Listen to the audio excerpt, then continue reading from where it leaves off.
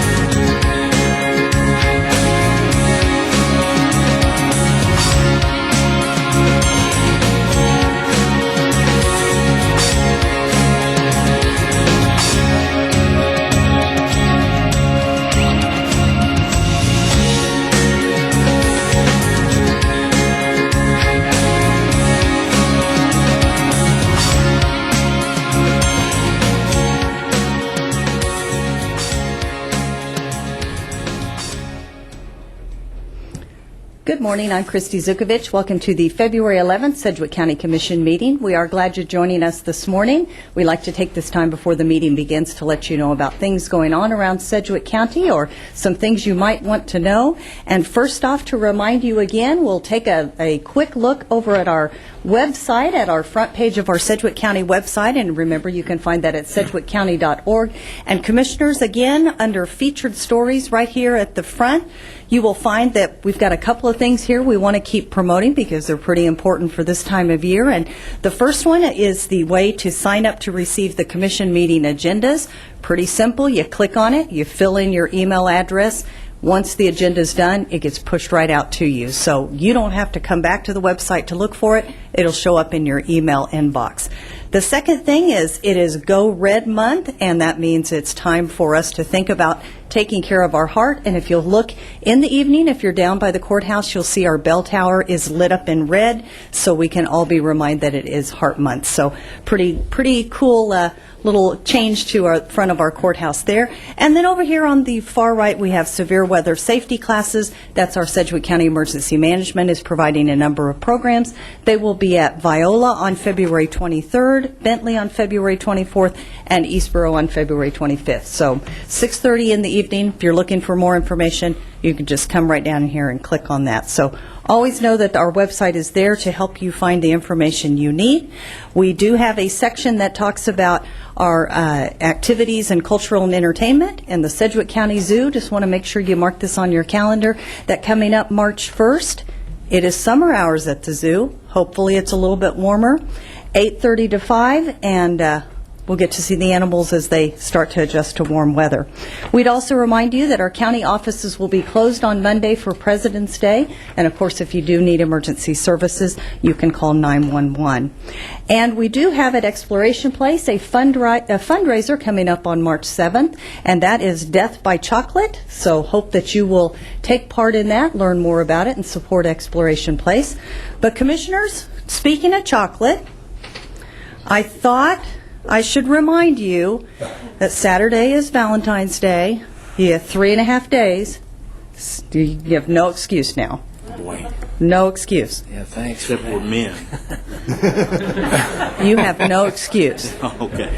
But I thought we would play, and again, there's no wrong answer this morning, but I thought we would play a little game of get to know your county commissioner, because I'm pretty sure that Lonnie needs to know this in case he wants to come and do a little sucking up to you. But what's your favorite chocolate? And so, Commissioner Norton, we'll start with you. Are you a milk chocolate, dark chocolate, white chocolate, chocolate with sea salt and caramel, or I don't like chocolate, which... Well, you really threw me off with the whole Lonnie thing. If I reveal that he's going to show up at my office, I don't know. I'm really kind of a milk chocolate guy. Okay. All right. Commissioner Peter John. Well, dark chocolate's supposed to be good for your health, I've been told. So I kind of go with everything except the last one. Okay, good. All chocolate is good, right? Yes. Okay. Commissioner Ransaw. Well, I'm a milk chocolate fan myself, too. Okay. Commissioner Howell. My wife and I both adore dark chocolate, but it's really her favorite, so it's my favorite, too. Of course, that's how it always works. Yeah, good answer. Yeah. She I told love you. my wife. Just wants to know. She told you a long time ago that's what you liked, right? What, watching today? I'm sure she is. Okay. Commissioner Unruh. I'm milk chocolate. Like it all, but milk chocolate's most favorite. Okay. Well, see, now all of our viewers out there have a little insight, know a little bit more about our county commissioners. I've thrown a few hugs and kisses up there to you on the bench today. Some of them are milk chocolate there. Some of them are some truffle flavored. So I just want to show the love to my county commissioners, and hope you have a great Valentine's Day as well. So we do have a busy agenda this morning, Commissioners. We have presentation of the quarterly financial report. We have appointment of citizens to various boards, and we have our quarterly Intrust Bank Arena report. So, Chairman Ransaw, let's get the meeting underway and see what else we know about Commissioners today. Absolutely. At this time, I'll call to order the Board of Sedgwick County Commissioners meeting for Wednesday, February 11th, 2015. Madam Clerk, first item, please. Invocation to be led by Pastor Terry Fox, Summit Church. Please remain standing for the flag salute.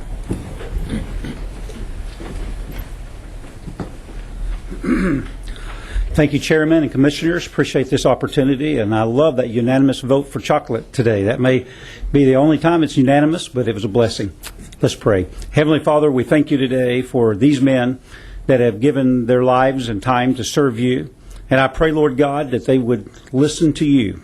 Holy Spirit, I ask you to speak to them and to guide them in all the decisions they have to make. Thank you, Lord, for our country. Thank you for our state and our county, and we ask you, God, for your blessings upon us. And we just pray, Lord, for your favor in all areas, financially and protection and safety. And so, Lord, we know that you are the King of Kings and the Lord of Lords, and that you are sovereign God, and you have the power to hear us and to bless us. And so we ask your blessings. In Jesus' name we pray. Amen. I pledge allegiance to the flag of the United States of America and to the republic for which it stands, one nation, under God, indivisible, with liberty and justice for all. Thank you, Pastor Fox, for coming today. Madam Clerk, next item. Roll call. Commissioner Unruh. Present. Commissioner Norton. Present. Commissioner Howell. Present. Commissioner Peterjohn. Present. Chairman Ransaw. Present. Next item, please. Consideration of minutes. Item A, regular meeting of December 10, 2014. Commissioner Ransaw was absent. Commissioners, are there any additions or changes? Mr. Chairman, I'll move we adopt the meeting minutes for December 10th, 2014. Do we have a second? Second. Madam Clerk, call the vote, please. Commissioner Unruh. Aye. Commissioner Norton. Aye. Commissioner Howell. Aye. Commissioner Peterjohn. Aye. Chairman Ranzau. Abstain. Next item, please. Item B, regular meeting of December 17, 2014. All commissioners were present. Commissioner Peterjohn. Mr. Chairman, if it's acceptable with all my colleagues, I move that we adopt the meeting minutes for December 17th, 2014, and January 7th, 2015. Did you say all three of them? Well, I wanted to leave the last one out since Commissioner Howell wasn't on the bench at that time. Okay. That's fine. I'll second that In motion. fact, Chairman, I would, if I could make a comment here, I'd like to change my last vote to abstain if it's okay. Because I guess I wasn't, is it possible to do that? I wasn't actually at that meeting. I did read about it, but I didn't actually get to be here. So it would be better for me to be abstain on that. That's okay. All right, thank you. Well, we have a motion and a second to adopt B and C. Who seconded I that? did. Okay. Commissioner Unruh. Aye. Commissioner Norton. Aye. Commissioner Howell. Abstain. Commissioner Peterjohn. Aye. Chairman Ranzau. Aye. Next item. Item D, regular meeting of January 14, 2015. All commissioners were present. Commissioner Peterjohn. Well, I'll move again that we adopt the meeting minutes of January 14th, 2015. I'd second that. Call the vote, please. Commissioner Unruh. Aye. Commissioner Norton. Aye. Commissioner Howell. Aye. Commissioner Peterjohn. Aye. Chairman Ranzau. Aye. Next item, please. Appointments. Item E, resolution appointing Wendy Lee to the Sedgwick County Physical and Developmental Disabilities Advisory Board. Good morning, Commissioners. Richard Houston, County Councilor. With your indulgence, I'd like to also include item F involving the same board. Item F would appoint Al Besser, who is Commissioner Carl Peterjohn's appointment, to the Physical and Developmental Disabilities Board. These resolutions are in proper form, and I would recommend that you adopt them. I move we adopt the resolutions. Second. Madam Clerk, call the vote, please. Commissioner Unruh. Aye. Commissioner Norton. Aye. Commissioner Howell. Aye. Commissioner Peterjohn. Aye. Chairman Ranzau. Aye. And I don't believe Wendy Lee is here, but Mr. Besser is. If you'll step forward, Kelly Arnold will swear you in.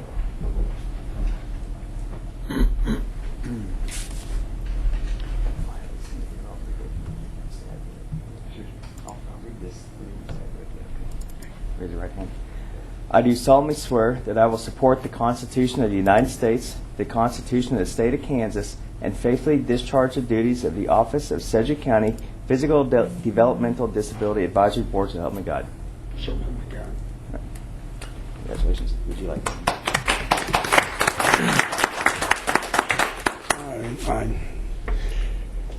All I can say is I thank you for the honor that has been bestowed upon me, and I will give you every fiber of my being, intellect, heart, soul. I feel keenly about those who are challenged, those with the disabilities. And again, I will give you everything that I have. Thank you. Thank you. Madam Clerk, next item. Item G, resolution appointing Jeremy Alessi to the Sedgwick County Public Building Commission. Commissioners, here again, there's a companion item with item H, which is a resolution appointing Greg Sevier, who is Dave Unruh's appointment, to the county's Public Building Commission. Both of these items, G and H, the resolutions are in proper form, and I recommend you adopt them. I move we adopt the resolutions for items G and H. Second. Madam Clerk, call the vote. Commissioner Unruh. Aye. Commissioner Norton. Aye. Commissioner Howell. Aye. Commissioner Peterjohn. Aye. Chairman Ranzau. Aye. And Mr. Alessi is here. Morning. All right, raise your right hand. I do solemnly swear that I will support the Constitution of the United States, the Constitution of the State of Kansas, and faithfully discharge the duties of the office of Sedgwick County Public Building Commission, so help me God. I do. Congratulations. Thank you, sir. Commissioners, I just want to thank you for the opportunity to serve the people in this way, and I will give my best effort. So thank you for that, and I appreciate the honor. Thank you, Jeremy, for your willingness to serve. Thank you, sir. Next item, please. Item I, accept the resignation from Sabrina Perez Glatt from the Sedgwick County Advisory Council on Aging. And Commissioners, you've received this resignation, and it would be proper to accept it at this time. Commissioners, I move we accept the resignation. Second. Call the vote, please. Commissioner Unruh. Aye. Commissioner Norton. Aye. Commissioner Howell. Aye. Commissioner Peterjohn. Aye. Chairman Ranzau. Aye. Next item, please. New business, item J, schedule public hearing for adoption of new residential building code within the Wichita-Sedgwick County Unified Building and Trade Code to replace the existing residential code within the UBTC. Mr. Chairman and Commissioners, if it would suit you, I'd request that we pull this item until further, some future date. Okay, do we need a motion for that, or can... I'll make a motion, Mr. Chairman, that we postpone item J until a indeterminate later date. I second that. Basically, I think we're wanting to postpone this until we get closer to a final document, Right, exactly. so that citizens will have that available to review before we even set the hearing, so they'll be able to speak to it. Yes, sir. And we'll discuss this more in the future. Yes, sir. Thank you, Mr. Manager. Call the vote, please. Commissioner Unruh. Aye. Commissioner Norton. Aye. Commissioner Howell. Aye. Commissioner Peterjohn. Aye. Chairman Ranzau. Aye. Next item, please. Item K, amended agreement with the National Association of Counties. Good morning, Commissioners and Board of Health. Adrian Byrne-Lutz, Interim Health Director. 3 weeks ago, I presented an amended agreement with the National Association of County officials because they changed their dental carrier from Carrington to Caremark.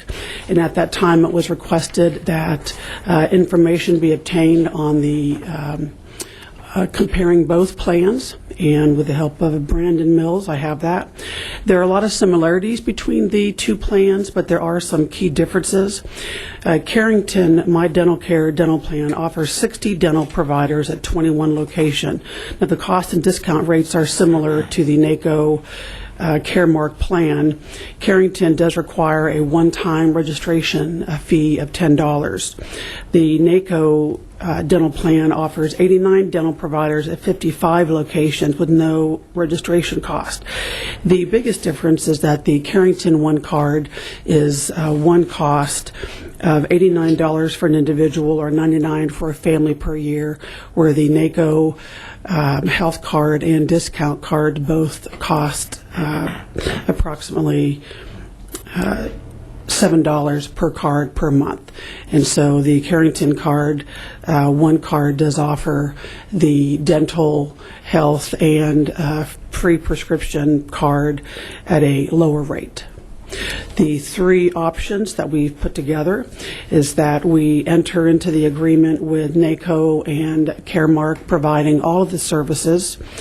The second is that we continue with the NACO Caremark health and prescription and enter into contract with Carrington for the dental services, or we discontinue the NACO Caremark and enter into an agreement with Carrington for their one card. Be happy to answer any questions. Commissioners, do you have any questions?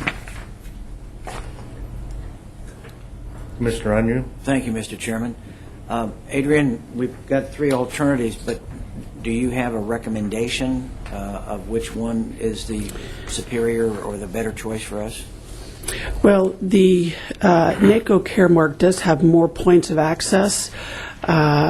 However, if someone needs both dental and medical plan, the Carrington One card offers those services at a lower rate. All right, thank you. Commissioner Peterjohn? Thank you. I just want to get on the record that this would, both of these proposals are for through the end of this calendar year, December 31st, 2015. Is that correct? Our current contract with NACO for the prescription and medical ends in April. So we have our membership with NACO through 2015, but would need to renew our agreement for those cards. Okay, well, just for the public record, then, I want to make sure then the agreement with NACO's card on this is through the April 1st or April 30th? Let me check. Let's see. April 24th. It's April 24th. April 24th? Yes. Oh, okay. Appreciate it. Let me clarify. Now, that agreement will automatically renew. Is that correct? That's correct. As long as we're a member of NACO. If we want to terminate that, we have, 30 or 60, 90 days? 60 days. 60 days. So if we do nothing and we continue to have a membership through December of this year of NACO, then that card could still stay valid. Even if we decided to go with Carrington, we could have some overlap there. Yes. Is that correct? That's correct. Okay.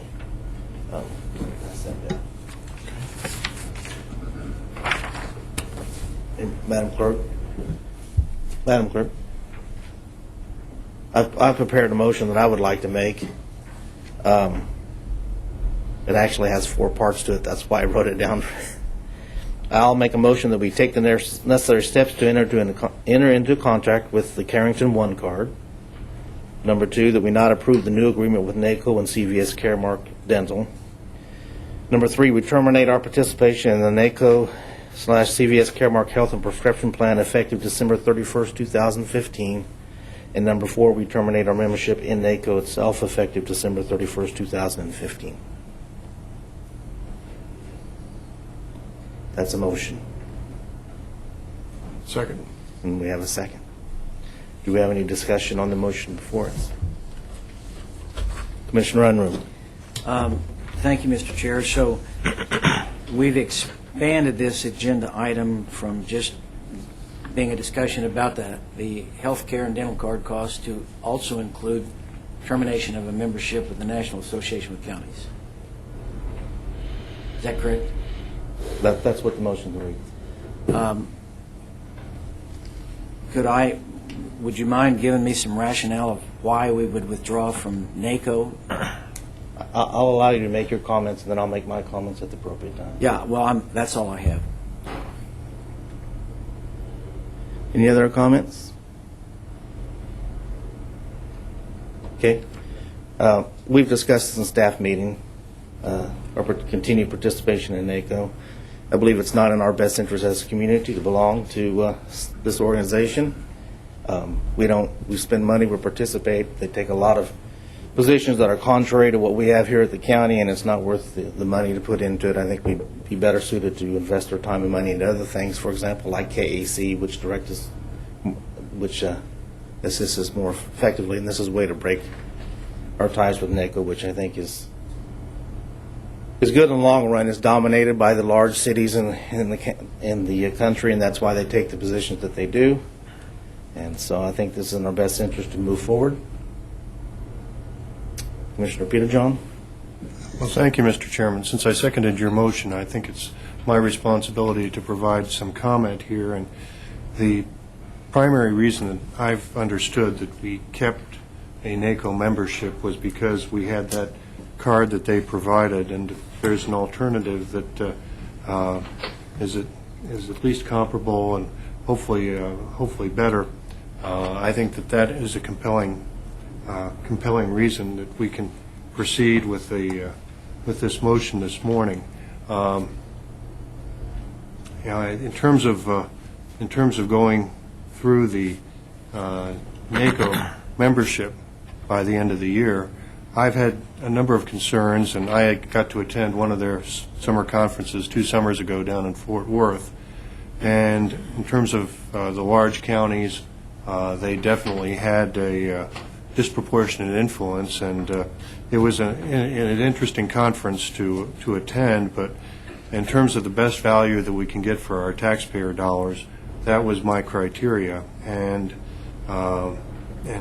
as we struggle with a number of budget-related issues and establishing priorities for the county, I have concerns in terms of NACO's overall direction and where they're proceeding. But this is going beyond just the agreement on the one card into a much broader discussion on NACO. So I'd like to get those reasons onto the record and appreciate having the opportunity to do so. Thank you. Commissioner Howell? Thank you, Mr. Chairman. I just want to ask a few questions for clarification to make sure I understand what this all is about. So can someone confirm, whether it be chairman or staff or director, the Carrington One Card, does that provide the same services as what they have currently? That provides very similar services. Okay, and the cost is? It's less. It's a little bit less. Okay, good. That's what you said earlier. I want to make sure that I understood that correctly. And what is our membership cost for NACO? Mr. Manager? It's approximately $10,000. $10,000 a year? Okay. And how long have we been a member of NACO? Anybody have any idea on that? No? Is there anything that NACO has done that we have benefited for, or anybody can think back to any time that NACO has done something that we have, as a county, have benefited from our membership in NACO?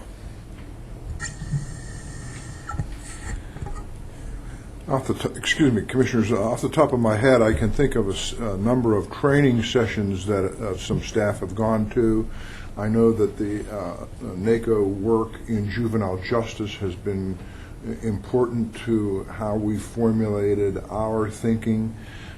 That's also occurred with some other programs, but without doing any homework. That's the best I can do. Okay. All right. Well, I've done a little bit of work on my own, reading about NACO and that type of thing, and so far I've not seen anything I think that has a lot of value to our county. Just to make a comment on that, but I'm just still listening to the conversation, but thank you for the chance to speak, Mr. Chairman. Commissioner Norton?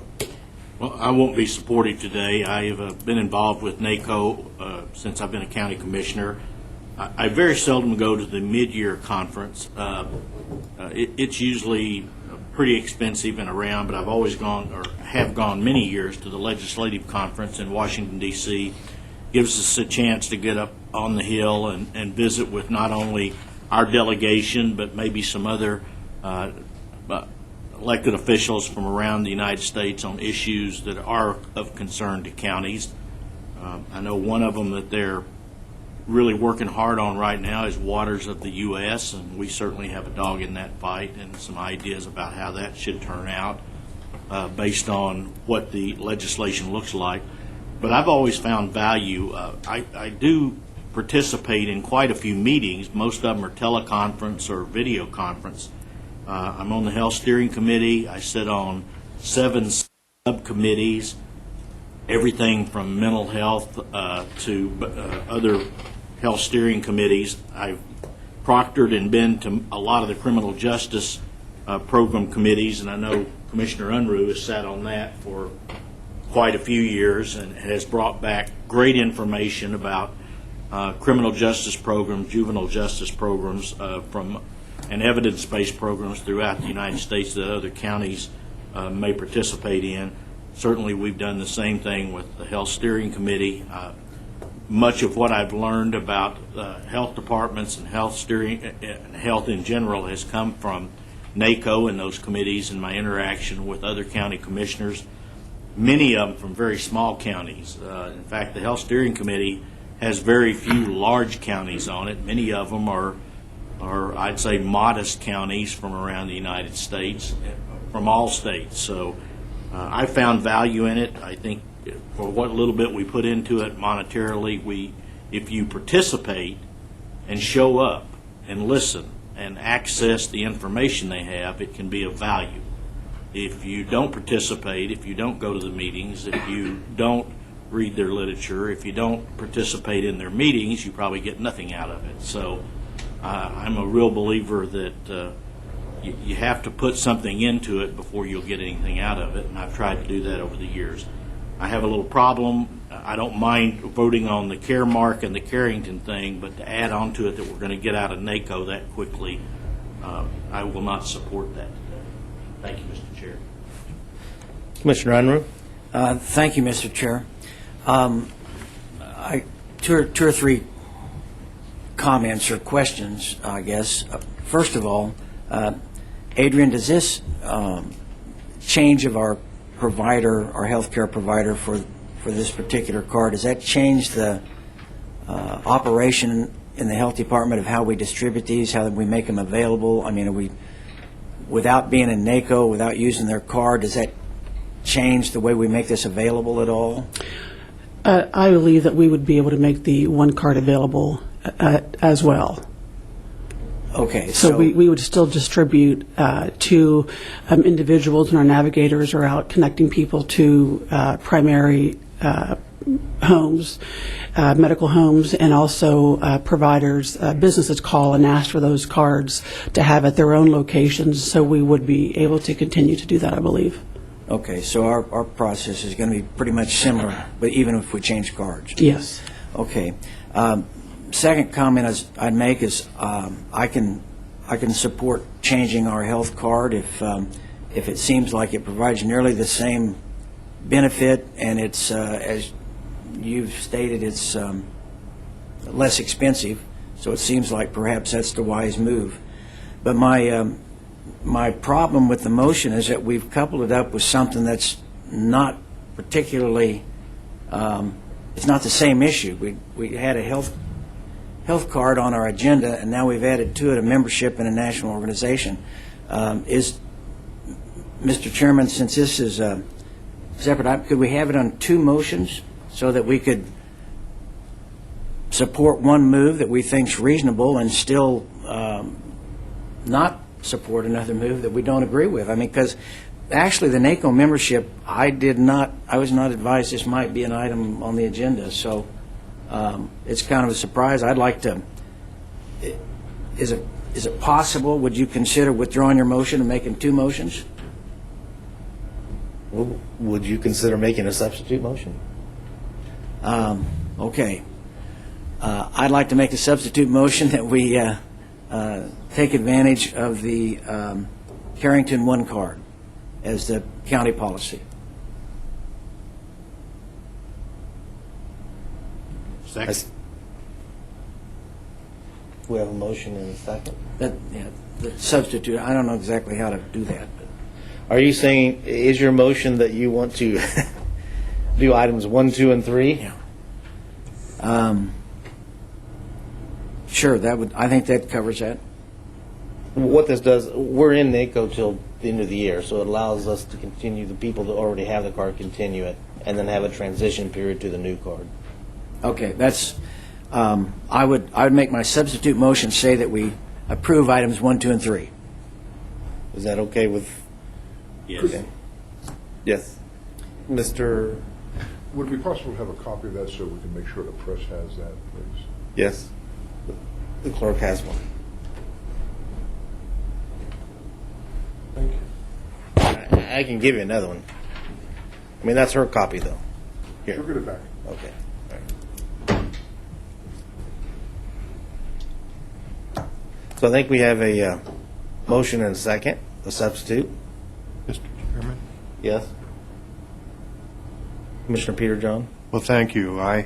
Because of the way we're taking this up and for clarity and public purpose, I want to make sure, and so I'm going to direct a question to Mr. Unruh, and that his substitute motion consists of take the necessary steps to enter into a contract with the Carrington One card, not approve the new agreement with NACO and CVS Caremark, and we will terminate our participation in the NACO CVS Caremark Health Prescription Plan effective December 31st, 2015. Is that your substitute motion, Mr. Unruh, Commissioner Unruh? That's items 1, 2, and 3, yes. Okay. Well, I thought it's important because sometimes if we just use numbers and it can get kind of confusing, I think it's important to get the specific mention out there in terms of what the substitute motion is and and how it varies only with the last item, number 4, with the original motion. So I wanted to get that onto the record, Mr. Chairman. And Rich, so if this passes, this would substitute for the first motion, and we'd have to make another motion then to do the last thing if we wanted to do so. Is that correct? Yes, that would be appropriate. Okay. Good. Madam Clerk, call the vote. Commissioner Unruh. Aye. Commissioner Norton. Aye. Commissioner Howell. Aye. Commissioner Peterjohn. Aye. Chairman Ransaw. Aye. Mr. Chairman, if you're going to take up the next item, I know we don't have rules, but we have some processes. It might be appropriate to take it up as an off-agenda item. Is that necessary, Mr. Houston? Well, the agenda item is amended agreement with the National Association of Counties, so yes, I believe that would be appropriate to take the removal of membership in NACO as an off-agenda item. Yes. Okay. I make a motion that we take an off-agenda item to deal with our participation in NACO.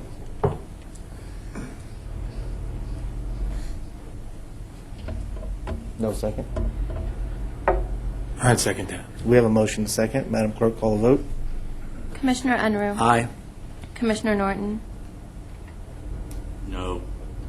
Commissioner Howell. Aye.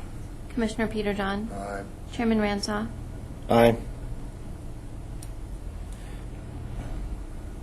I'll now make the motion that we terminate our membership in NACO effective December 31st, 2015. I'll say that I actually think this is completely germane and relevant because, as Commissioner Peterjohn said before, the card was one of the main justification for participating in NACO in the past. When I first became a commissioner, I had lots of people telling me we should get out of NACO way back then. I did attend 2 of their meetings to find out for myself if it was worthwhile.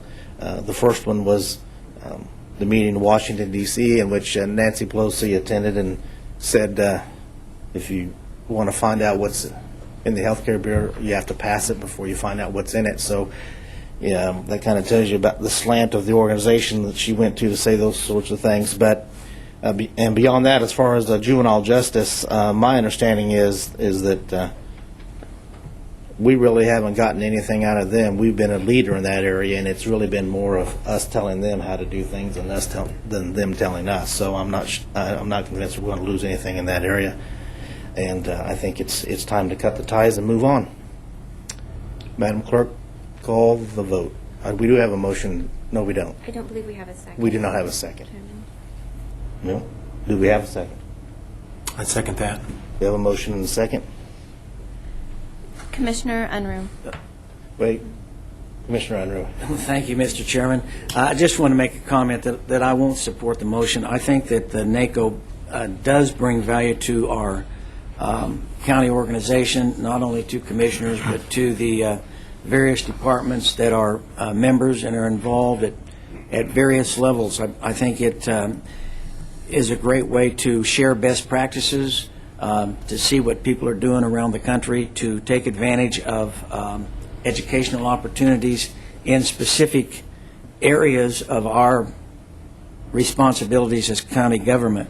I was at the same meeting when the comment was made that Chairman referred to, and I agree that particular statement was an ignorant statement. However, I don't think that it would be an example of a reason to get out of NACO. I think it's valuable to the county. I think we do get value out of it, so I won't be able to support the motion. Commissioner Peterjohn. Well, I find myself in the interesting position that I agree with part of what Commissioner Unruh just said. There is some value in a NACO membership, but I've got to make a decision in terms of is it worth the cost.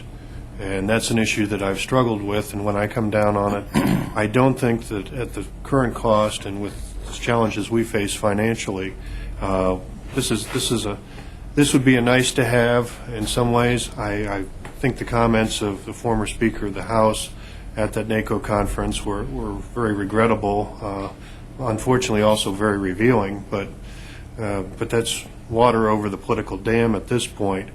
the concern I have with organizations, and it's not just NACO, but any of the ones going forward, I mean, the focus is basically how to generate, in the case of events in Washington, federal dollars to bring back the old bringing home the bacon argument. And the problem is that we are, at least I hope, one country, and the idea that basically got 535 spigots in Washington, and the job of Congress is to fill them up.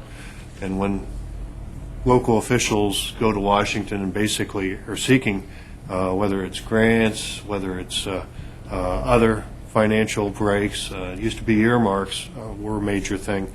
I don't think that's in the long-term public interest, and so I'm torn in a sense, because I do think there is some value in talking with our colleagues. I think our membership, for instance, at KAC is very useful and valuable in talking with our colleagues. But I want to respond to a comment that Commissioner Norton made, because I think he's right in terms of NACO has recently suddenly started to see the light on the waters of the United States. And I think it's because, frankly, counties all over this country are realizing that the edicts coming down from our masters in Washington are going to have the water flows downhill, and when it gets to the county level, we're going to have problems. So my challenge is at what price and what cost does this make sense? And at this juncture this morning, bringing up this item, I really struggle with that, and I do want to try and we've suddenly seemed to have had, I think back to our very first meeting of this year, we had a $50,000 appropriation pop up off agenda, and so I'd really like to. We've got major policy decisions. We need to have these hashed out more fully, because I really want public input and public comment, and I do think that the action we're taking today is a sign of fiscal responsibility and good fiscal stewardship, considering the value we receive for the cost of a NACO membership. Thank you, Mr. Chairman. Thank you, Commissioner Unruh. Thank you, Mr. Chairman. I have a question. I think maybe the manager might best answer it, but if we take this action, how will it affect memberships with some of the other entities in county government, like the treasurer's office and the clerk? Is their membership in their professional organizations related to NACO? Is that in any way jeopardized by the action we take? I don't know that answer. I do know that for National Association of County Administrators that you have to be part of NACO, so that membership would be severed. I would assume that's true of other professional affiliates of NACO. And that, okay, so the Association of Ministers, is that also the city county international? No. That's a different organization. Okay. Well, I think there's some. That's a clarification I'd like to have before we vote. Maybe we don't have time, or that's not the will of the board. But if that jeopardizes the ability of our treasurer, clerk, or register of deeds to be involved in their professional association as it relates to NACO, that might have a difference might make a difference to our decision. So, Mr. Chairman, I'll leave that to you. That's all I have. Commissioner Peter John. Question for the manager, please. On the county administrators, do we pay for that membership too? Yes. Do you have an idea what our annual dues are, Bill? $50. Okay, thank you. Okay. Madam Clerk, call the vote. Commissioner Unruh. No. Commissioner Norton. No. Commissioner Howell. Aye. Commissioner Peter John. Aye. Chairman Ranzau. Aye. Madam Clerk, next item, please. Item L, presentation of the quarterly financial report.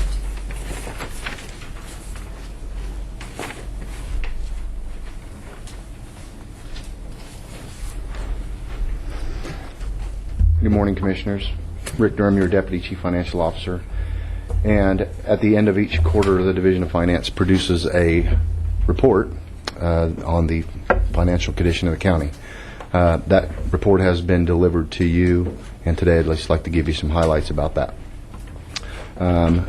Note that this is for the quarter ending December 31st, which also coincides with the end of our fiscal year. These information in this report is the unaudited figures. So at the end of our audit, some of these numbers could change, but we don't expect much change.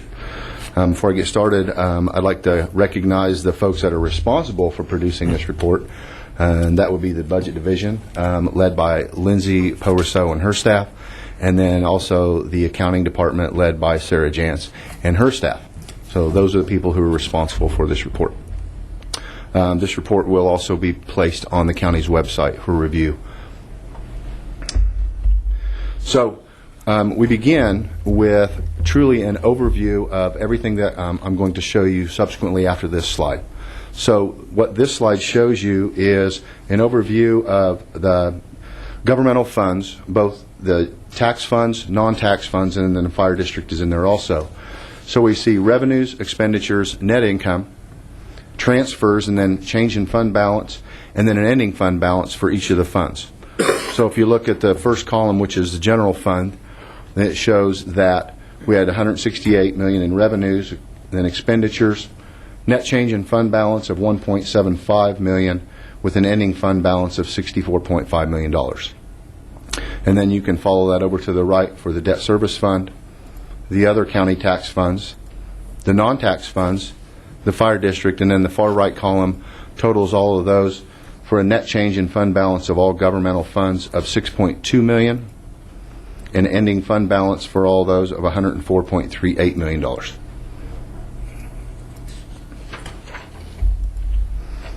So we start with talking about the tax funds. So like I said, the first slide was just an overview of everything you're going to see. So here we talk about the tax funds, and that's those funds that are supported with the county's tax funds. So here we have the revenues. I think I bumped a slide, sorry. Here we see the revenues for those funds, and at the end of the fourth quarter, we end with $229.9 million in revenues. What's important here, I think, is that as we can see that there's been an increase in revenues from 10 to 14, but still we're behind where we were in 2009. And you'll see that that's a common theme as we move ahead. And we look at expenditures, which are $227.2 million. And again, more than 12 and 13, but less than in 2011.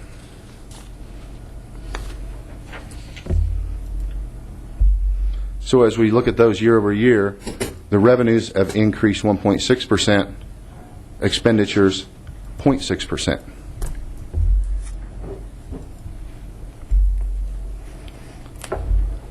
So if we look at that as a net income, you see for 2014 we end net income of $2.7 million. Here we move on and look at the top 10 revenues in that fund. And as you see, property taxes are the largest source of revenue, followed by sales and use taxes, and then you can follow down and you see motor vehicle taxes and the increases of percentage based on the far right column. Moving on, we look at personnel expenditures, and personnel expenditures represent the largest expenditure in this fund. So you can see salaries and wages at the end of the fourth quarter were $80.8 million, or a 2% increase. Insurance premiums increased 8.9%. And then pension contributions increased 15.5%, and that's a function of Capers trying to make that program right.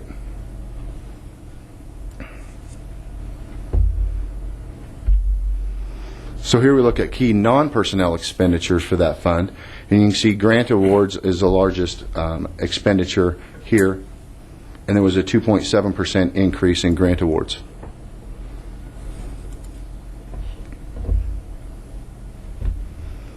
So if we look at our total non-personnel expenditures, they stood at $104.5 million, or a decrease of 3.5%. Here we move on to the non-tax funds. And here we see revenues of $80.6 million. Once again, if you'll note, the trend here from 13 to 14 is an increase, but if we look back as far as 2009, those revenues are significantly less this year than they were in the past.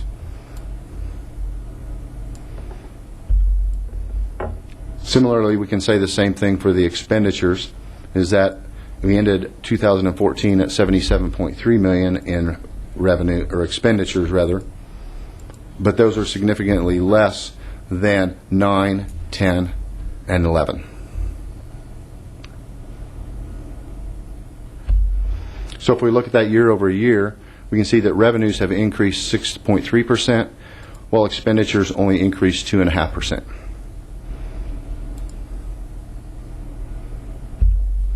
Once again, like we did before with the tax funds, we look at the top 10 revenues, and you see Medicaid fees is the top revenue in that category, with an increase of 1.8%. I think I need to draw attention to the affordable airfares and that 274% increase, and what that represents is a difference between the state fiscal year and the county's fiscal year. So we've received essentially 2 years worth of revenues, because we received payments in April, which is state fiscal year 14, and then again in November, which is state fiscal year 15, which is still our same fiscal year. So that accounts for that increase of 274%.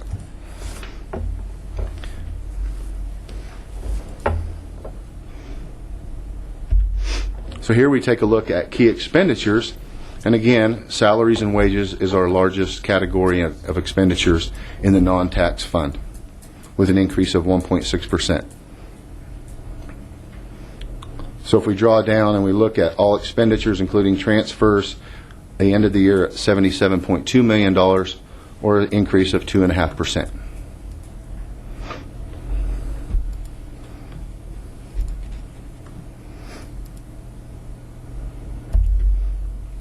Moving now to the total fund balance. Now, the slides that we've looked at previously were based on a budgetary basis. Here we move into what we call a GAAP basis, or the look at it on generally accepted accounting principles.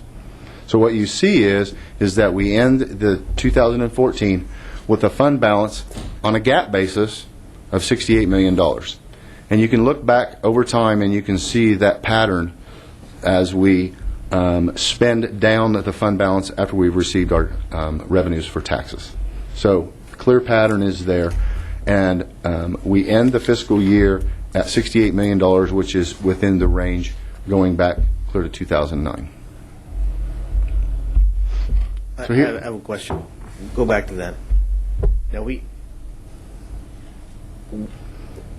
voted to take $5.3 million for the elephants. Correct. Now that project, we actually took that out of this year's funds, correct? 2014. The commitment No, was 2015. So it's not. That's not reflected in here. The commitment was in 2014, but the payment was in 2015. So that doesn't affect the fund balance for 2014. I'm getting a no. Otherwise, that would be closer to 63. Is that right? Yes? Yes. Okay. All right. Thank you. Okay. So here we look at the fund balance as a percentage of unrestricted balance as a percentage of our budgeted revenue. So as you can see, once again, there's that clear pattern going back from 2009 to now. So we end 2014 with an unrestricted balance of 41%.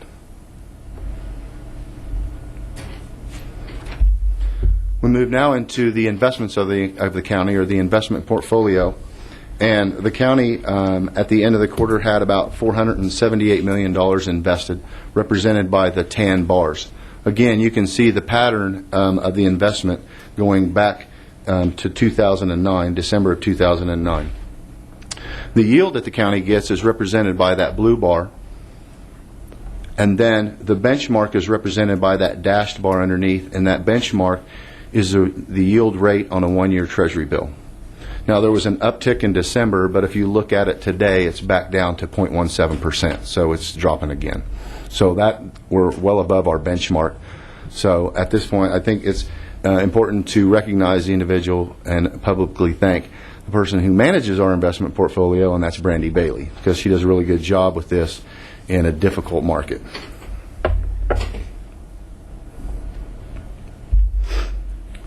So we're going to move here to significant capital projects. Now, these are the same projects that you saw last quarter on the report. The difference is that the status of some of those projects have changed, and the two that have changed is the 45th Street contract. That contract has been let.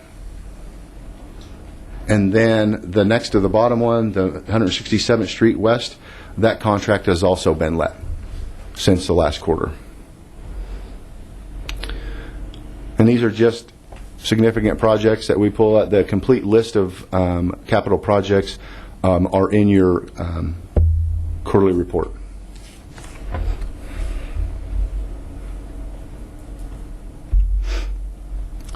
Okay, here we switch gears and we move away from actual performance of the county, and we look at some of the indicators and of the economy and how they affect the county. So here we look at fiscal stress, and these are pretty standard measures. And if you notice the first two, the liquidity and the flexibility, both of those are arrows down or trending down. The rest of the measures are either stable or improving. So I'm going to move on to the next slide. I'm going to show the exact same data, but here what we do is we measure that against benchmark counties. And those benchmark counties are decided upon from a database that we receive from the Government Finance Officers Association. And we use counties that are of similar size, population, and who report their financial data in the same way we do. So we get an apples-to-apples comparison. So if you see the first two on the previous slide, we're trending down. Here, when we compare them to the benchmark counties, we're actually better than those benchmark counties. Now, this is 2012 data since we haven't received an update from GFOA on the most current data yet. And as you can see, the two that trend down are property values and then debt burden. And the debt burden is 1%, 1 percentage point off of the benchmark counties, and then the property values is a figure that we've been aware of for some time.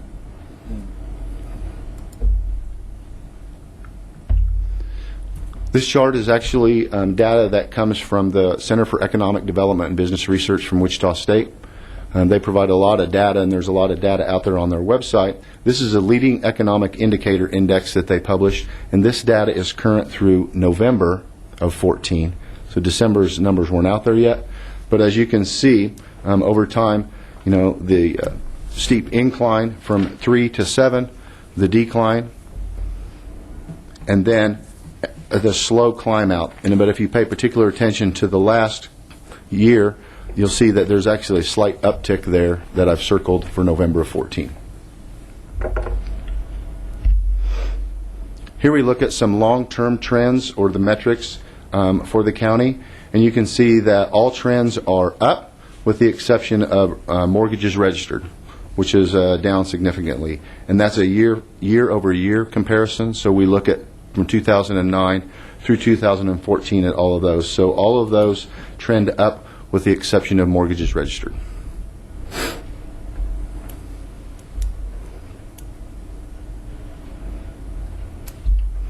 Here we look at short-term trends, and what this chart shows is it's changes, or we're measuring changes from the fourth quarter of 14 and how they compare to the fourth quarter of 13. So if we look at that, all but two trends are trending upward, and the trends down are home sales, which is down, again, measuring fourth quarter of 14 to fourth quarter of 13 is the measure. And then total unemployment numbers are down, or trending downward.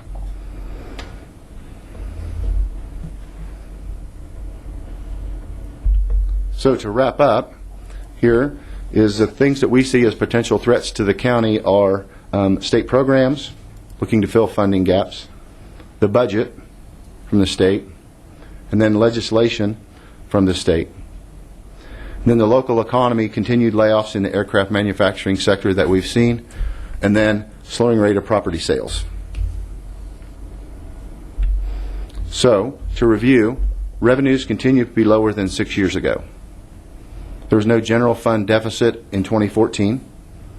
Sedgwick County is smaller and more focused. The economy continues to recover slowly, but the loss in aviation jobs are offset in other sectors. And we see the greatest risk to the county is posed by the state. So 2014, the financial performance was better than we expected. We had year-end surpluses in each of the operating fund groups. So sound financial position is based on the fundamentals that we have, and we obviously have more work to do in 2016, which will be coming up here very shortly. So with that, I would be happy to attempt to answer any questions you might have. Commissioner Peterjohn? Thank you, Mr. Chairman. Let me kind of walk through as a starting point. As one chart that you had up there, I think it was on page 20 of your presentation, talking about the reliance on the property tax. And I think we got an up arrow there, and if we can jump back to that chart, it looked like Sedgwick County was much more reliant upon the property tax than I think the peer counties, and I wanted to make sure that that was clearly identified, if indeed that is if my understanding of the county. No, is this the chart you were looking at? Actually, it's the reverse. We're much less reliant. That's correct. Okay. Yep. And although we are trending slightly upward, and that is an important point in any of these discussions, because when I talk with citizens, they're asking in terms of property taxes in general, and to some degree the county property tax in particular. As a year-end number, I basically tell folks that ask me, they say, well, what does 1 mil generate in Sedgwick County? I tell them it's a little bit over $4 million. Do you have a more exact number that we can throw out as a public discussion this morning, or should I save that for another day or another budget discussion? Perhaps we could save that for another budget discussion. We can give you a more accurate number. Okay, because I was going to also throw out the same thing on the fire district in terms of what 1 mil generates too, because the public, when they talk about the property tax, I mean, you've got different levels of government going after it, and everybody who gets to impose it. You get one property tax bill, but you've got a state portion, you've got a county portion, you've got a school district portion. If you're in municipality, you've got your city portion. If you're not in a municipality, you have your township. And then there's special taxing districts too. So I think it's important for us to get that under discussion. If you would jump to page 14 there, please. I wanted to point out and get a clarification. In pension contributions, it shows a rather large percentage change of 15%, while salaries and wages went up only about a tenth of that amount. Does that include both the employer contribution to, for instance, KPERS or KPNF, as well as the county's portion, or it's just the county's portion? That's the county's portion. Strictly the county's. So yes. If you include the employee's portion's been going up too. So. Correct. And there's the data is, and the largest increase we're seeing is in the KPNF fund and not the KPERS. Okay. Those are the greatest increases. We could jump to page 16, please.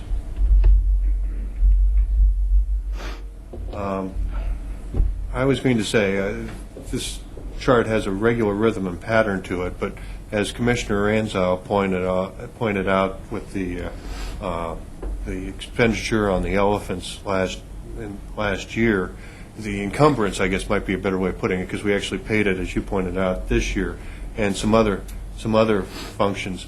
That would show up when you give the first quarter report, roughly 3 months from now? Correct. Okay. So it's likely we'll probably see the cyclical increase that we have here, but would that come out of the general fund or out of one of the other funds? The elephants? It comes out of the general fund. Okay. I was looking for clarification. Okay. Well, I wanted to kind of bring that up in terms of where we are with some of the numbers. On page 22, we can jump there, please. The sales tax figure, sales and use tax, the county imposes a 1 cent sales tax countywide, but actually most of it goes to municipalities here in the county. The county only gets to, my recollection, is about 27 cents on the dollar. So the figure you're using here is strictly the actual amount the county receives and not the total collected. Am I correct? That is correct. Okay. Do you have would it be safe to, if I'm using that 27-cent percentage, that means we're collecting about $100 million a year with that 1 cent sales tax. Is that am I in the ballpark with that number? That's the way the math would work out. Okay. Well, I just wanted to make sure. I mean, people have talked about the county share, the county revenues, and I've tried to explain to them that when it comes to the 1 cent county sales tax, state law in terms of requiring the distribution, most of that doesn't come to the county, and the total amount collected is a significant number. Does that figure include the sales tax on motor vehicles too? I mean, if there's a sales tax on it? I don't know, but I can get that data for you. Okay, because I may have misstated that question a little bit. Let me try and restate it if I could a little bit better.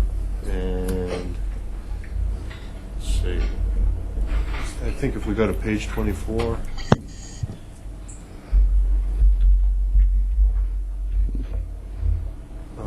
Okay, I jumped around on it. I agree that the vehicle title processing is an issue that is a concern for me, and I want to point that out to my colleagues. If you talk with the county treasurers, that's something that they're very concerned about in terms of changes from the state. I would also point out the fact that in terms of the local economy, we still have a lot of work to do to strengthen our local economy, considering the economic challenges that we have, and we need to build upon the strengths this community has and try and see if we can identify some special advantages that we could put in place to strengthen our competitiveness and expanding existing businesses and being in a position to attract new firms to this community. Thank you, Mr. Chairman. Any other comments from commissioners? Can we go back to slide 25? I'd just like to make a comment on the last statement here. I believe that last statement, that the greatest risk to county fiscal health is posed by the state, is a false statement. Okay? Our current economic situation is driven by two things, and that's the economy in general and our spending habits. I think it's time for us to stop trying to use the state as a scapegoat for our financial concerns, because they're not responsible for it. They didn't cause the economic problems, and therefore the slower growth in property tax revenue. They don't tell us to spend $5 million on an elephant barn. They don't tell us to spend $2 million more on the IRS building than what we need to. They don't tell us how to spend our money.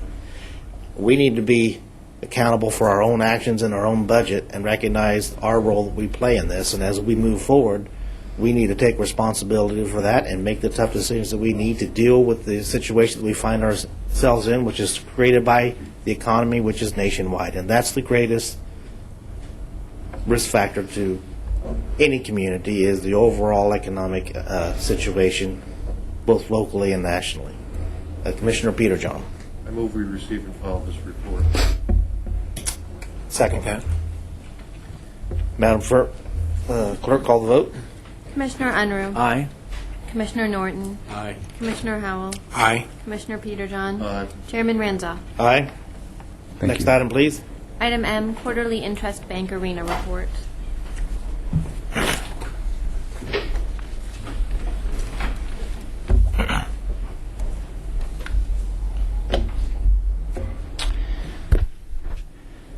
Good morning, Commissioners. Ron Holt, Assistant County Manager.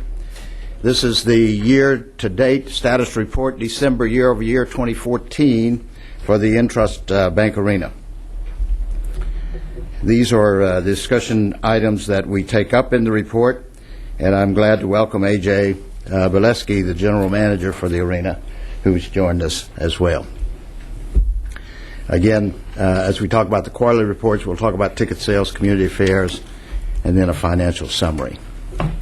You'll see here that ticket sales over the 3 slides, fourth quarter totals, there were 38 events, 38 performances, 100,331 attendance, tickets sold, 93,684. So ticket sold were less than attendance. Those come into play with various shows doing promotional items, giving away tickets and that sort of thing. The average attendance per performance was 2,640 for the fourth quarter. Year to date, January through December 2014, there were 116 performances.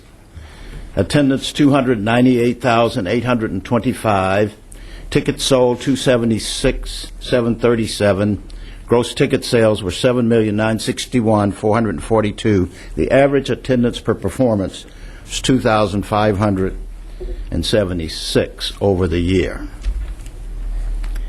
Year over year, if you look at ticket sales, January through December 2014, there were 116 performances. Compared to 2013, there were 91 performances. But I would draw your attention to, there's 25 additional performances.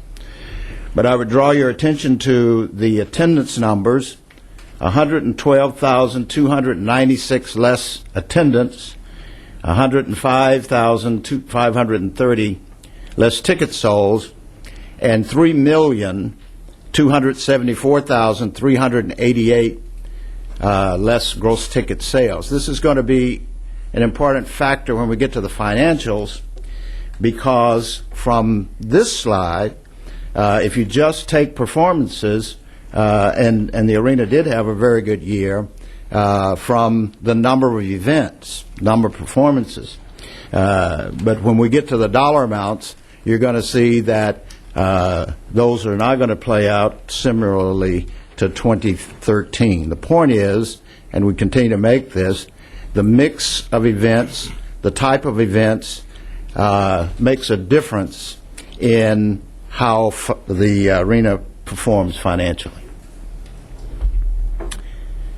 Fourth quarter community affairs, you see the net employee wages and benefits for the fourth quarter was $622,957. You see the full-time and part-time numbers over the quarter.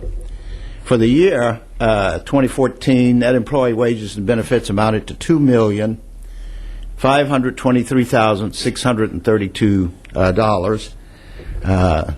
Economic impact, of course, out of those dollars on the community. And you see the full-time and part-time employee numbers. The community groups who volunteered in concession stands, and I just remind you again that that 65 number is not, there were some groups that served more than one time. So this was the total time of folks, groups in the concession stands. The amount paid to community groups in the fourth quarter was $109,535. Spending with Sedgwick County and Kansas companies for the fourth quarter was $786,200. The arena presentations or tours during the fourth quarter, 5. Local events and activities, 14 during the fourth quarter. For the year, the community groups, 204, being paid $305,577. The spending with Sedgwick County or Kansas companies total $2,575,789. There were 18 presentations or tours and 39 local events or activities. These next few pages just show the kind of community involvement service projects that the arena folks are engaged in doing the fourth quarter. Number of ticket donations, of course, a number of volunteer activities as well. Moving into the financial summary then, for the fourth quarter, you'll note that there were a total of 38 performances, 38 events, as we said earlier. However, the net building income for the fourth quarter was in the positive, $368,413. When we go to year-to-date, these are unaudited numbers, but year-to-date, then we had, as I mentioned earlier, more performances and events in 2014 than in 2013. However, the net building income for the year was $122,853. You'll see the impact there. 9 less performances, 20 less events, or 29 more performances, 20 more events, but the gross building income was $944,370 less in 2014 than 2013. You'll see these numbers coming in less as well. One of the things that the arena folks did do is their operating expenses were less. They were $310,291 to the good. So operating expenses were less in 2014 than 2013. And the bottom line there is, again, even though there were more events, more performances, the difference in the net building income year over year was a negative $582,825. So $122,853 compared to $705,678 in 2013. You see the event parking, it's still remaining positive each month and each quarter and year to date. The arena sales tax reserves, the authorized uses are major repairs, capital equipment for the arena, and we are have an agreement that we would be subject to up to $225,000 annually for the city to provide parking. Over the years, we have not had to pay anything against that agreement. And at the end of December 2014, we had $13,537,415.82 remaining in the Operation and Maintenance Reserve Fund. You see there the payments that were made out of that fund in the fourth quarter. I might just mention that at the end of 2013, we had $13,466,630.22. So through the naming rights agreements and that sort of thing, the county's portion of those, we were able to increase that fund by about $70,000. These are the upcoming events, a number of upcoming events. 2015 is looking to be a very good year for the arena, both in events as well as I believe they'll see a more impactful financial report in 2015 as well. Just as I end here, I might just share this with you. This is the 5th anniversary of the arena, and the arena folks are doing a number of different things to celebrate the 5th anniversary. One of them is to have different contests to allow the public an opportunity to get some free tickets, special treatment, and so forth at the arena. And I'd just like to share this email with you that came from one of the folks who was able to take advantage of that. It reads, last Thursday, I was picked as the winner for the Monster Jam Suite for the Friday show. This couldn't have come at a better time. In August, I made the hard choice to quit full-time Air Force after 14 years and join the reserves so that I could be more involved with my sons by homeschooling them. Unlike most who homeschool, I want my children involved in activities and the community. With one income, we have to choose what entertainment we spend money on. When I was chosen for this gift, we were beyond excited. It was wonderful sharing this gift with family and friends. The people at Intrust Bank Arena from marketing who called me to get my pizza order and let me know what drinks would be in the room, to the friendly floor attendant, and to the sweet attendant who was kind and prompt. I would like to say thank you for this gift. Also, if you would pass along to those whom you work with at the Entrust Bank Arena. And so one of the reasons SMG was selected as the arena management group was not only they agreed to take the financial risk, but they had a proven track record of being involved and sensitive to local community needs and citizens. That's the arena report for 2014. As you note, we won't be here in April. AJ won't be here in April presenting the county with the check, in that the bottom line is $122,000, so that they keep. I'd be happy to answer any questions. Commissioner Peter John. Thank you, Mr. Chairman. Appreciate the report, Mr. Holt, and I'm glad to see slide 29, and you mentioned how much the O&M reserve has actually increased. I use that as kind of a barometer since we don't have, since this report doesn't include depreciation on the balance sheet. If we had a depreciation factor included, I mean, that's kind of why the county's balance sheet is diminishing a little bit each year, because depreciation is included there. And if we included that, we'd have the financials would look quite a bit different. You have, off the top of your head, Mr. Holt, do you have an idea in terms of what the depreciation number for 2014 would be for the arena? I don't have that number. It would be in your end of the year report. The only other thing I would say is that we don't have any debt with the arena, and if we had debt with the arena, that too would have a significant impact on the financial report. I don't have that. I can get it and send it to you, but I don't have it off the top of my head. Well, and you're absolutely right, and I appreciate that, and that's one of the fortunate aspects of the arena operation and here in Sedgwick County, as opposed to a lot of other places around the country where they do have that debt. If you encumber yourself with the debt, then you've got both P&I, to principal and interest payments, to take care of. And with having a slightly growing O&M reserve, I mean, $90,000 isn't a huge amount on a percentage basis for the total, but at least it's not shrinking, and that's a key barometer that I have.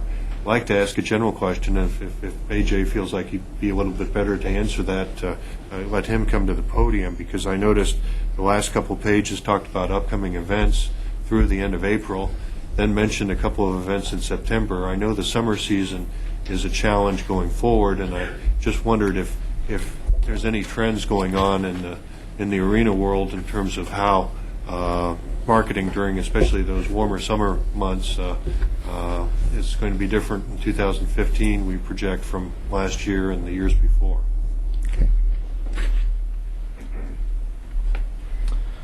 Hello, AJ Bileski with Entrust Bank Arena. Thank you, Commissioners, for allowing us to be here today. So, follow up on your question. As far as this summer, we're working on that right now. We tend to work about 6 to 8 months out. So I can tell you, we've announced 2 events in September.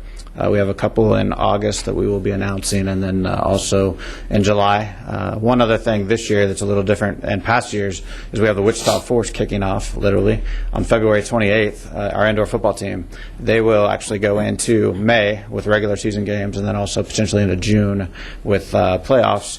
The other piece of, as far as tenants go, with the Wichita Thunder, they've joined a new league this year. They're in the ECHL. Their league goes 2 weeks later, so they go to mid-April.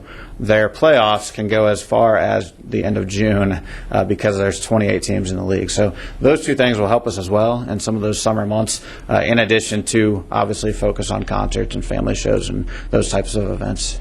Well, I appreciate you mentioning that, because I saw the upcoming events, didn't see them listed. I don't know if you're making news with that announcement, but it's glad to hear. I'm very glad to hear that there's going to be a number of activities down there at the arena, and very much appreciate getting the information in this morning's report, Mr. Holt. One other thing, we will actually be attending, myself, our assistant GM, and our director of marketing will be attending a conference in Nashville this coming week. It's an annual conference. It's the biggest conference in our industry. And we'll be visiting with several agents, promoters, attending that conference and working on getting more business for Wichita on Intrust Bank Arena. So that's always a big one for us and a big event. We'll be leaving on Wednesday and there through the rest of the week. Well, I appreciate you mentioning that. Can you kind of give us an overview nationally or regionally how the arena concert event business is doing in 2015 you project over last year? This year, I don't have the exact numbers for you as far as number of tours that are out there. I can just tell you from an observation standpoint, this year looks stronger than last year as far as number of tours that are out. We've definitely noticed that to date. Ron mentioned our 5-year anniversary concert series. We've announced 3 of those acts, expecting to announce hopefully 2 more throughout the year. The bigger acts really focusing on acts that haven't been here yet in the market. So that's kind of our focus. But as far as the year, there's a lot of tours out, and it seems like it's going to be a stronger year than 14 was from a touring standpoint. Thank you. Commissioner Unruh? Thank you, Mr. Chairman. Well, I just want to make a comment and congratulate you, AJ, not only on the basis of the entertainment value that you bring to our community, but net employee wages and benefits. I just want to reemphasize that's $2.5 million into our community, and the amount paid to community groups. I know they appreciate it, but that was over $305,000. And spending with Sedgwick County companies, which is the smaller companies often in our community, is almost $2.6 million. So besides the entertainment value, there's other benefits that direct to our community. So thanks for a good job. We appreciate that. Thank you. Ron, I have a question. Can you tell me, we modified the contract with SMG late last year, did a couple of things, one of which is we gave them the initial contract said they had to meet some financial incentives in order to be extended automatically for 5 years. Now, we changed that so they automatically got that 5-year extension, but I was told in that process that, they were close and they would meet that very easily. With this financial information, can you tell me, would they have met those numbers? With the past agreement, they had through 2015 to meet those numbers. And I think there's, based on the lineup they've seen there, and we were seeing that coming, there would be no doubt that they would have met those numbers, yes. How do we know that? Well, we were expecting 2015 to be even stronger than 2013 or 2012. In those 2 years, we got $250-some thousand. We only needed $120,000 coming to the county to meet the numbers. But we got 0 this year. We got 0 this year. And we think we're going to get $120,000 next year. We think we're going to get in excess of that next year. We think we're going to get for 2015 equal to or better than what we did for 2013 and 2012. Which was $250-some thousand each of those years. Could we at our next staff meeting have a little presentation on this? I want to see the numbers for each of the years and what the requirement was, as well as the second thing, did we change the formula of how we share the money going forward? I'd like to see what the effect would have been on our revenue with the old formula and the current formula, kind of put that in perspective for the commissioners and take a look at that. Can do. Thank you very much. Mr. Peterjohn? I move we receive and file. Second. Madam Clerk, call the vote. Commissioner Unruh. Aye. Commissioner Norton. Aye. Commissioner Howell. Commissioner Peterjohn. Aye. Chairman Ranzoff. Aye. Thank you. Madam Clerk, next item. Consent agenda. Commissioners, you have the consent agenda before you, and I'd recommend you approve it. Mr. Chairman, I would move that we approve the consent agenda with the exception of item O, which I'd like to deal with separately. Okay. Do we have a second? Second. Madam Clerk, call the vote. Commissioner Unruh. Aye. Commissioner Norton. Aye. Commissioner Howell. Commissioner Peterjohn. Aye. Chairman Ranzoff. Aye.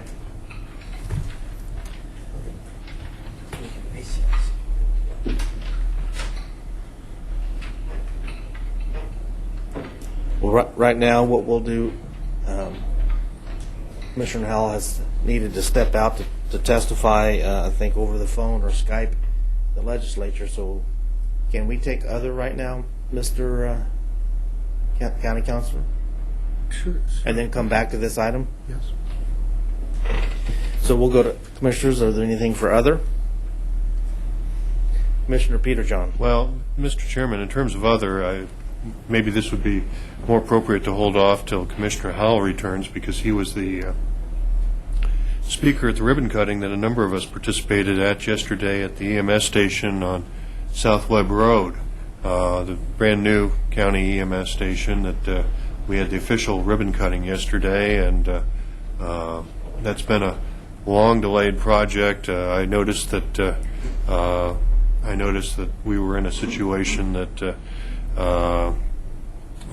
this had been worked on going back to some of the commissioners, Commissioners Marks and Welshheimer, who left this commission in January of 2011. So this is a long project in terms of duration, but that doesn't detract from its importance and the need for it. So I wanted to get that on the record today, because I think it's important for the citizens to know where, for EMS services, where we are and where we're proceeding. I'd also be remiss, Mr. Chairman, if I didn't point out that February 11th was a very important day in American history, and point out the fact that 1752, this was the very first day that a hospital was located in what became the United States. This is Pennsylvania Hospital that was located in Philadelphia. In 1809, Robert Fulton patented the steamboat, which, of course, was a compelling event. And for folks who follow American government, just 3 years later, in 1812, the governor of Massachusetts, Elbridge Gerry, signed a law that redrew district lines in his political party's favor. And that's the generation for the term gerrymandering. And in 1861, then President-elect Abraham Lincoln left Springfield, Illinois for Washington, D.C., saying, quote, "I now leave not knowing when or whether ever I may return," unquote. And he never went back to Springfield during the rest of his life. So February 11th, February 11th is a very important day in American history, and I wanted to include that as part of other this morning, Mr. Chairman. Thank you.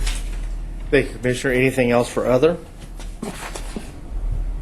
Seeing none, we'll go back to the consent agenda just to catch up, Commissioner Howell. We passed everything on the consent agenda except for item O, so we'll have to take that up separately. Do I have a motion in relation to item O?